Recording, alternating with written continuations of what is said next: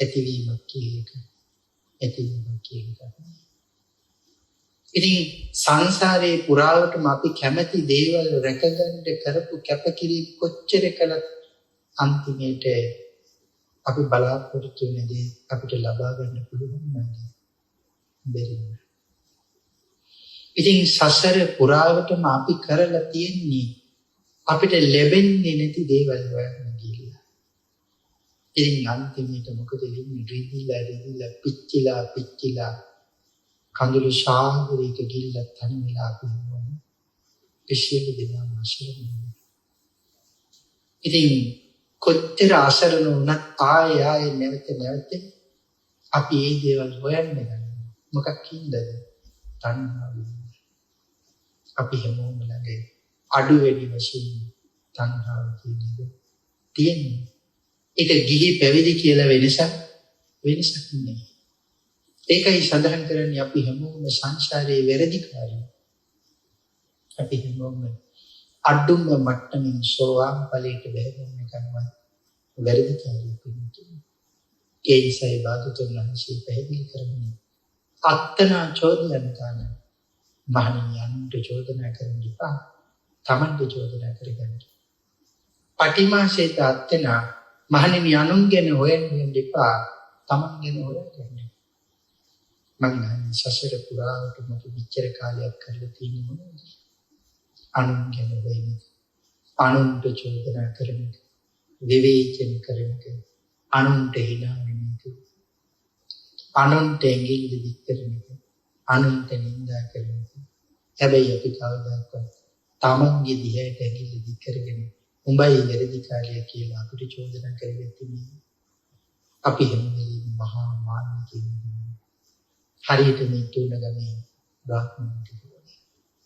ඒ කිසි කෙනෙක් දන්නේ නෑ භාග්‍යතුන් වහන්සේ අපේ ගමට ආවේ අපෙන් නිඳා ලැබලා, අපෙන් දුන්න අහලා, අපෙන් ගැරුම් ලැබලා, උන්වහන්සේගේ විවේකී නැති කරගෙන අපිට සැනසීම දෙන්නේ මේ කිසි කෙනෙක් දන්නේ නැහැ. නම් ඇත්තටම භාග්‍යතුන් වහන්සේ ආවේ මේ අහිංසකයන් පිටින්නේ. එදා අර දාසිය කල්පනා කරනවා මරණව නම් මරපුවා, එළුවනව නම් එළුවපුවා, විවාහය දෙකට යනවා නම් දෙක කියපුවා. පැන්නේ කිරුවා. භාග්‍යතුන් වහන්සේ පැන්දලුවා. නමුත් ඒ කලින් වතුර උගුරක් තරම් අඩු නෙමෙයි කියලා සඳහන් කරනවා.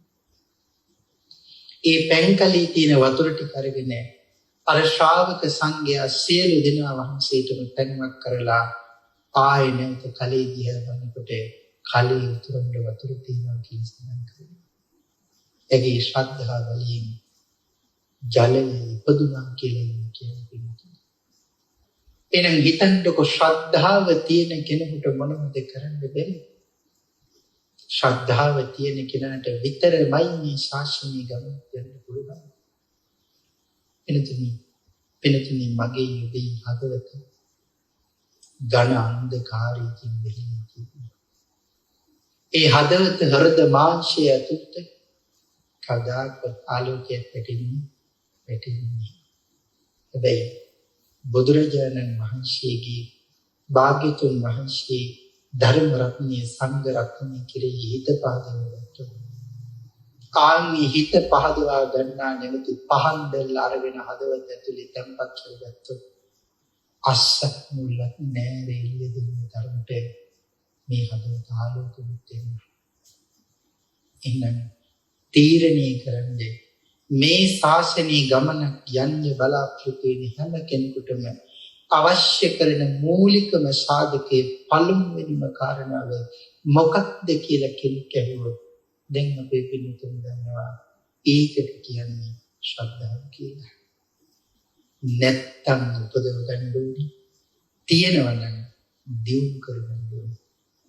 ශ්‍රද්ධාව නැත්තම් ශ්‍රද්ධාව උපද්ද ගන්න ඕනේ. තියෙනවා නම් ශ්‍රද්ධාව මොකද කරන්න ඕනේ? දියුණු කරගන්න ඕනේ. කොයි මට්ටමටද? සීමාවක් නැහැ. ඒ දියුණු කරගන්න ඕනේ මොන ප්‍රමාණයටද?